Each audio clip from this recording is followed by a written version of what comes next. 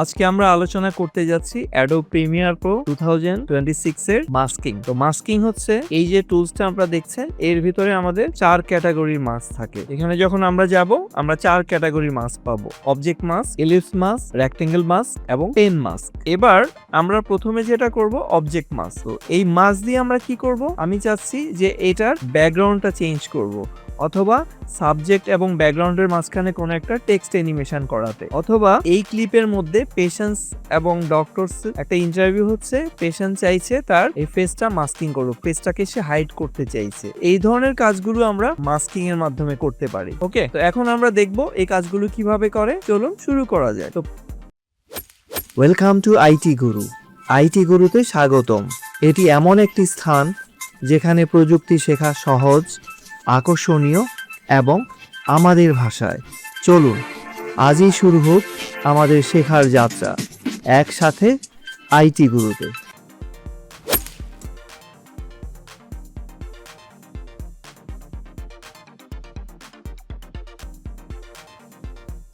প্রথমে আমরা কি করব, ক্লিপের একটা অংশে আসবো যেখান থেকে আমার সাবজেক্টটা ফুললি ভিজিবল হয়। তো এটাকে আমি ফুল ভিজিবল করার জন্য একটু বড় করে নিব এবং আমি এখান থেকে চুজ করব হচ্ছে অবজেক্ট মাস্ক। অবজেক্ট মাস্ক হচ্ছে এর এআই ফিচার। আপনাকে খুব চমৎকার ভাবে এই যে এখানে দেখুন সিলেক্টেড হয়ে যাচ্ছে জিনিসটা। আমি এটা ক্লিক করব এবং এটা সিলেক্ট হয়ে যাবে। প্লাস এখানে একটা অপশনস আছে এডিশনাল, যদি আমি আরো কিছু করতে চাই প্লাস চিহ্ন দিয়ে আমি এই নিচের অংশটা সিলেক্ট করে নিব, তাহলে আমি দেখতে পারবো পুরো সাইকেলটা এখানে সিলেক্ট হয়ে গেছে। Okay fine. এখন আমাকে যেটা করতে হবে, এটাকে ট্র্যাক করাতে হবে, যেহেতু এটা ভিডিও। এই যে দেখেন আপনার সাবজেক্টটা ওখানে রয়ে গেছে। তো আপনি সাবজেক্টের ওখানে যখন যাবেন, একদম এন্ডে যেটা আগের অবস্থায় ছিল ওই পজিশনে নিয়ে আমরা চলে যাব হচ্ছে ইফেক্ট কন্ট্রোল। এখানে এসে দেখুন ট্র্যাকার বলে একটা জিনিস আছে। এই ট্র্যাকারের মাধ্যমে আপনি পুরো ক্লিপটার যে অ্যানিমেশন আছে সেটাকে মাস্কিং মুডটা এখানে নতুন কি ফ্রেমস তৈরি করে নেবে। যেহেতু আমরা ফ্রেমের শেষে আছি, তো আমরা কি করব, এখান থেকে ব্যাকওয়ার্ডটা প্রেস করব। আমি যদি ফ্রেমের শুরুতে থাকতাম তাহলে আমি ফরওয়ার্ডটা সিলেক্ট করতাম, আর যদি আমি একটা ক্লিপ ব্যাকওয়ার্ড করতে চাই তাহলে ম্যানুয়ালি আমরা এটা করব। সো আমরা অটোমেটিক মোডে চলে যাব। আমি এবার এটা দিয়ে দেব। এখন একটা ট্র্যাক প্রসেস চলছে, দেখুন চমৎকার ভাবে সে কি করছে, সাইকেলটাকে একদম পারফেক্টলি সে সিলেক্ট মোডে রাখছে, কোন রকম এদিক ওদিক হচ্ছে না। যখন কমপ্লিট হয়ে যাবে তখন এই প্রসেসটা এখানে এরকম অনেকগুলো আমরা দেখতে পারবো, ফ্রেম দেখতে পারবো, এবং এটা অটোমেটিক্যালি থেমে যাবে। আমরা কমপ্লিট করে ফেলেছি। এখন যদি আমি জিনিসটাকে প্লে করি, দেখুন পারফেক্টলি জিনিসটা মুভ করছে এই যে। ওকে, এবার আমি যেটা করব, এই যে আমার অবজেক্ট ট্র্যাকার যেটা আছে, এর পিছনে ব্যাকগ্রাউন্ডটা যদি আমি হাইড করে ফেলতে চাই বা বাদ করে দিতে চাই, আমি এটাকে নিয়ে আসবো হচ্ছে অপাসিটি মোডে। অ্যাকচুয়ালি এটা অপাসিটি মাস্ক করে। আমরা এবারে অপাসিটিতে যখন এটাকে নিয়ে আসবো তখন আমরা দেখবো যে পিছনের ব্যাকগ্রাউন্ডটা নাই। এখন যদি আমি প্লে করি, দেখুন আমি চাইলে এখানে এর পিছনে যে কোনো একটা ব্যাকগ্রাউন্ড লাগিয়ে দিতে পারি। এখন আমি কি করব, এটাকে উপরের লেয়ারে নিয়ে যাব, ঠিক আছে, আর এটাকে আমি সরিয়ে নিলাম এবং এখানে আমার একটা ব্যাকগ্রাউন্ড আছে, ধরুন এই যে ব্যাকগ্রাউন্ডটা, এটাকে আমি এর নিচে দিয়ে দিলাম। তাহলে এখন যদি আমি দেখি সুন্দরভাবে জিনিসটা মুভ করছে, কিন্তু একটু প্রবলেম হচ্ছে আমার ব্যাকগ্রাউন্ডটা চলছে না। সো এটাকে আমি মাস্কিং না, এটাকে হচ্ছে আমি একটু অ্যানিমেট করিয়ে দিব। এখন ধরুন এটাকে আমরা ক্লিপে গিয়ে এর যে মোশন আছে, মোশনে গিয়ে এটাকে অ্যানিমেট করে দেব এই যে ব্যাকগ্রাউন্ডটাকে, অথবা আমি চাইলে আরো চমৎকার ব্যাকগ্রাউন্ড নিয়ে আসতে পারি। আপাতত এটাই থাক এবং এটাকে আমার সাইকেলের লেয়ার পর্যন্ত নিয়ে আসি, আর এর সাইজটা আমি একটু বাড়িয়ে নেই, স্কেল আপ করে নেই এটাকে, যাতে আমার একটু অ্যানিমেট করতে সুবিধা হয়। ধরুন আমি 200% বড় করে নিলাম। এবার আমি যেটা করব, যে মোশনসটা তৈরি করব, আমার ইনিশিয়ালি একদম ফ্রেমের শেষে চলে যাই। ফ্রেমের শেষ লাস্ট ফ্রেমে যখন আসবে তখন এবার আমরা এইটাকে ডাবল ক্লিক করব। ডাবল ক্লিক করলে ওর অপশনসটা আমি দেখতে পারবো কতটুকু আছে। এখন আমি যদি চাই যে এর এখান থেকে আমি সরিয়ে আনবো, এর যে অপশনসটা আমি এখান থেকে, কিন্তু এখন ভুলভাবে ও কি করেছে, আমার উপরেরটা সিলেক্ট করেছে। আমি করব হচ্ছে নিচের পার্টটা, নিচের যে অংশটা আছে সেটাকে আমি সিলেক্ট করব। সিলেক্ট করে, যেহেতু এটা আমার বড় অংশ, আমি এটাকে এই যেভাবে মুভ করে ফেলতে পারি রাস্তাটাকে।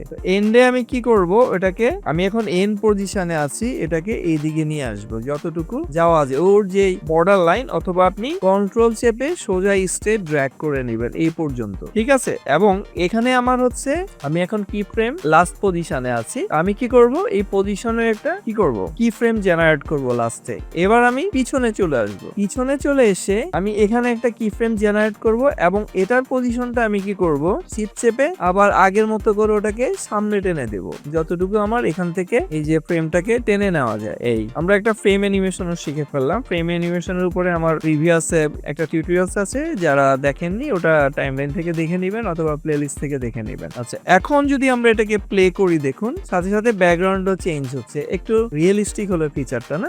এই যে জিনিসটা আমরা করলাম, তো আমি চাচ্ছি যে এর মাঝখানে একটা টেক্সট অ্যানিমেশন হোক। ধরুন আমি লিখছি বাইক রাইডিং, বা আমি লিখছি রোড টু ওয়ে, বা কিছু একটা আমি এখানে লিখলাম।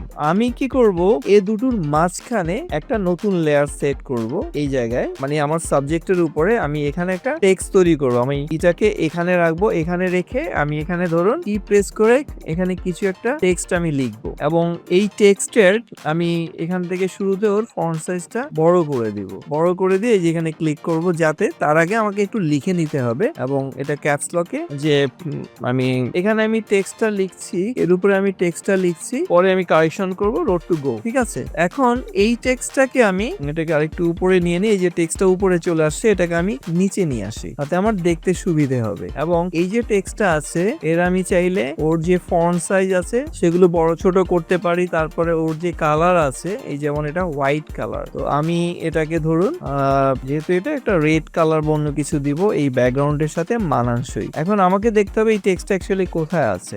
এটাকে আমরা এই যে সিলেকশন টুলের মাঝখানে অথবা এখান থেকে এই যেরকম আমরা একটু বাড়িয়ে নেই জিনিসটাকে, এখানে আমরা দেখবো টেক্সটটা আমরা কোথায় লিখছি। এখন এটার উপরে যদি আমি এখানে যাই, টেক্সটটা আমি আলাদা দেখতে পারবো। এই যে এখানে লেখাটা আছে ছোট্ট করে, আমি দরকার হলে আবার এখানে একটা লেখা লিখি, হ্যাঁ কোনো সমস্যা নেই। কারণ যেমন এখানে আমি থাকলাম, আমি যদি ধরেন এটাকে ব্যাকগ্রাউন্ডে আমি লেখাটা লিখি, তাহলে আমার জন্য সুবিধা হয়, আমি দেখতে পারবো যে আমি কি লিখছি। সে ধরুন আমি এখানে লিখলাম রো টু গো হোয়াটএভার। এখন এই লেখাটাকে আমি সিলেক্ট করে ফেলবো, পুরোটা সিলেক্ট করে আমি এর টেক্সটে যেসব প্রপার্টিজ গুলো আছে, যেমন এটাকে বড় ছোট করে ফেলতে পারছি। তারপরে আমি চাইলে এর ফন্টস একটা স্মার্ট বেশ ধরুন ই টাইপের বড় একটা ফন্ট আমি সিলেক্ট করব।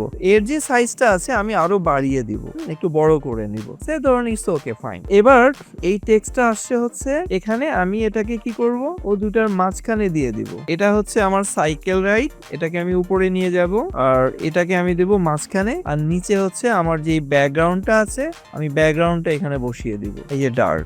এখানে আমি আমার ব্যাকগ্রাউন্ডটাকে নিয়ে যাচ্ছি, সে ধরুন আমি ব্যাকগ্রাউন্ডটা এখানে রেখে দিলাম, এই যে এটা আগের জায়গায় চলে আসলো। ওকে, এখন আবার আমার ব্যাকগ্রাউন্ডে যে অ্যানিমেশনটা ছিল সেটা নষ্ট হয়ে গেছে, ওটাকে আমি আবার রিবিল করি। যেমন ব্যাকগ্রাউন্ডটা এখানে থাকছে, এটা এখানে থাকছে, আর আমার যেটা আছে অরিজিনাল ভিডিও আছে সেটাকে আমি একটা নিচে নামিয়ে দিলাম। এবার আমি এটাকে একটু রিঅ্যারেঞ্জ করছি। ওকে, এবার আমরা জাস্ট এটাকে একটু বাড়িয়ে নিই, ইমেজটাকে 200% বাড়িয়ে নিলাম। বাড়িয়ে নিয়ে ওকে আমি এন পজিশন বা বিগিন পজিশনে কোথায় থাকবে সেটা সেট করে দিব কি ফ্রেমস থেকে। তো আমি এটাকে সরিয়ে নিয়ে আসি, আমি চাইলে কন্ট্রোল চেপে এটাকে স্টেজ ড্র্যাগ করে নেব, যেটাকে যেভাবে আমরা ডাবল ক্লিক করব, ডাবল ক্লিক করে কন্ট্রোল চেপে স্টেজ এরকম ড্র্যাগ করে নেব। খেয়াল করবেন আপনি কোন লেয়ারে আছেন। ওকে, আপনি খেয়াল করবেন আপনি কোন লেয়ারে আছেন। সো এটা হচ্ছে আপনার ব্যাকগ্রাউন্ড লেয়ার, আপনি কন্ট্রোল প্রেস করে আগে এটা সিলেক্ট করে নেবেন, এই লেয়ারে থেকে এটাকে ডাবল ক্লিক করে সিলেক্ট করে নেবেন। দেখেন এখানে যে মুভ হচ্ছে, এরপরে কন্ট্রোল চেপে ওকে স্ট্রেট ফরওয়ার্ড ড্র্যাগ করে দিন, মানে যেখানে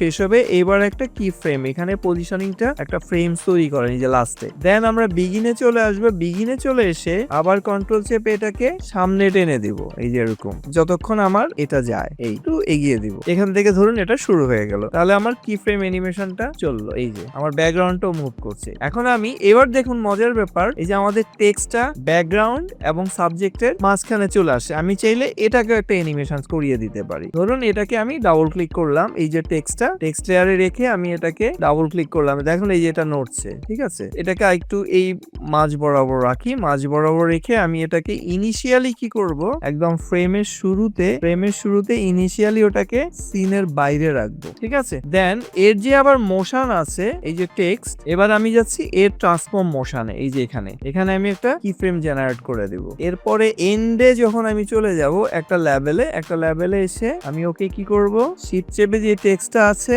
ওর পজিশনটাকে প্লাস করিয়ে দিব। আপনি চাইলে এটাকে ম্যানুয়ালি করতে পারেন, ডাবল ক্লিক করে এই যে ম্যানুয়ালি। খেয়াল রাখবেন আপনার কোন লেয়ার সিলেক্ট থাকে, এখানে লেয়ার অনেক সময় শিফট হয়ে যায়। সো আমরা এটাকে এখানে ম্যানুয়ালি করে দিচ্ছি, মানে এখানে ধরুন নাম্বার আপনি সরাসরি প্রেস করতে পারেন, তাহলে এটা ওর ভিতর দিয়ে স্ক্রল করে চলে গেল। এই যে চমৎকার সব একটা কাজ হচ্ছে, এটা আমরা মাস্কিং যদি না থাকতো তাহলে আমরা কখনোই পসিবল করতে পারতাম না। আশা করি আপনারা জিনিসটা বুঝতে পেরেছেন। এবার আসবো আমরা মাস্কিং এর পরের অংশে। এখানে ধরুন আমার একজন পেশেন্স আছে, আমি এর ইমেজটাকে একটু বড় করে নেই ভিডিওটা। এখানে ধরুন একটা ইন্টারভিউ চলছে, তো আমার এই পেশেন্ট চাইছে যে তার ফেস দেখাবে না, এটা আমরা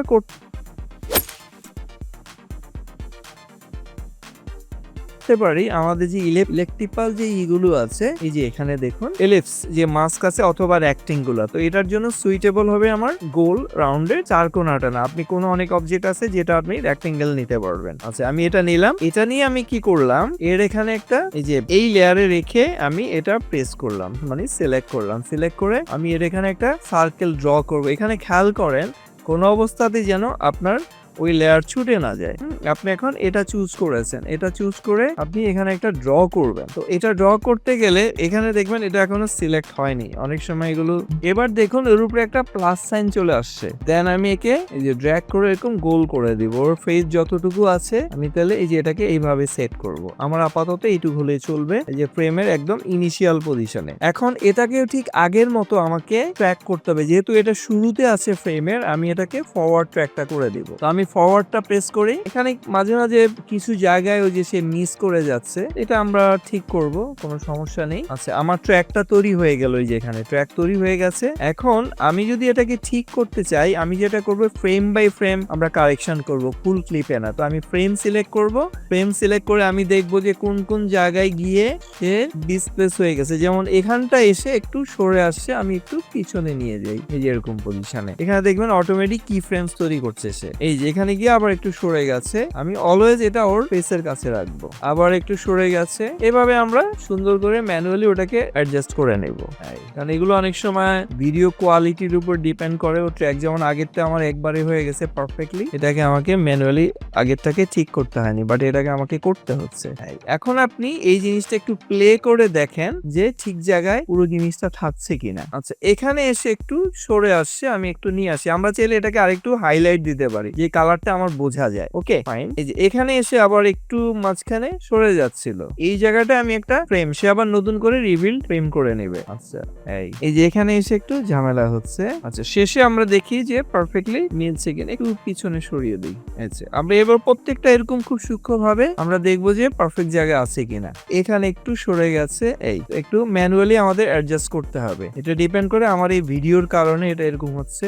আচ্ছা ফাইন। এবার আমরা কি করব, এখানে একটা মোজাইক একটা ইফেক্টস আছে যেটা দিয়ে পিক্সেলের দেখাবে এটাকে। তো আমি এবার চলে যাই ইফেক্টসে আমি লিখি মস, MOS, এটা দিলে দেখুন মোজাইক স্টাইলাইজ, ভিডিও ইফেক্টের মধ্যে স্টাইলাইজ এবং মোজাইক, এটা আমি এখানে বসিয়ে দিব। তাহলে আমার মাস্কের যে এরিয়াটা আছে দেখুন খুব সুন্দর করে ফেসটা ঢেকে গেছে। ঠিক আছে, এখন আমরা যদি এটাকে প্লে করি, আমি এখন সিলেকশন দিয়ে বাইরে ক্লিক করছি ওটা যাতে বোঝা না যায়। আমি এবার এটাকে প্লে করে দিচ্ছি, দেখুন যেখানে যেখানে যাচ্ছে ওই জায়গাটা হাইট থাকছে। এইভাবে আমরা কি করি, কোনো জিনিসকে সেন্সর করতে পারি। তো আরেকটু ধীরে কাজ করলে আমাদের জিনিসটা আরো পারফেক্ট হতো। আশা করেছি আমরা জিনিসটা কিভাবে হচ্ছে। তো এই হচ্ছে আজকের আমাদের মাস্কিং। এরকম চমৎকার সব কাজগুলো আমরা মাস্কিং এর মাধ্যমে করতে পারবো। ভিডিওটি ভালো লাগলে অবশ্যই লাইক, শেয়ার এবং কমেন্টস করবেন। আর আপনাদের কোনো মতামত থাকলে অবশ্যই আমাদেরকে কমেন্ট করে জানিয়ে দিবেন। আমরা আশা করি শিখতে ভালো লেগেছে, তাহলে একটা লাইক দিন। আপনার একটি লাইক আরো অনেককে সাহায্য করতে পারে। আপনার মতামত, প্রশ্ন বা নিজের টিপস থাকলে কমেন্টে জানাতে ভুলবেন না। আপনার কথা শুনতে আমার ভালো লাগে। যদি আপনি বিশ্বাস করেন যে শেখা মানেই ক্ষমতায়ন, তাহলে সাবস্ক্রাইব করুন এবং বেল আইকনটি অন করে নিন। চলুন এমন একটা ভবিষ্যৎ গড়ি যেখানে প্রযুক্তি সবার জন্য শেখার সুযোগ তৈরি করে। ভিডিওটি শেয়ার করুন এমন কারোর সাথে যে শিখতে চায়। চলুন একসাথে এগিয়ে যাই।